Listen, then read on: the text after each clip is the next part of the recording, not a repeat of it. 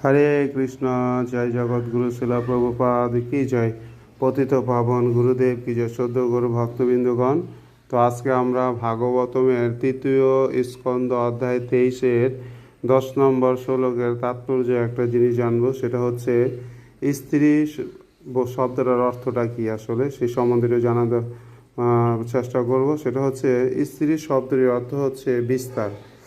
এখানে কোন উদ্দেশ্যে বলছেন এই বিষয়টা একটু আলোচনা করব, খুবই গুরুত্বপূর্ণ। সেটা হচ্ছে কদর্মমণির স্ত্রী তার স্বামীর কাছে প্রার্থনা করছিলেন একটা সন্তান লাভের জন্য। তো তার স্ত্রী তার স্বামীকে বলতেছে যে যেহেতু স্ত্রী শব্দের অর্থ হচ্ছে বিস্তার, আর তুমি যেহেতু একজন মহান ভক্ত, তাই আমি তোমার কাছ থেকে একটা সন্তান আশাই করতে পারি। কিন্তু কদরমণি আবার তাকে মনে করে দিলেন যে আমি কথা দিয়েছিলাম তোমার সন্তান হওয়ার পরে আমি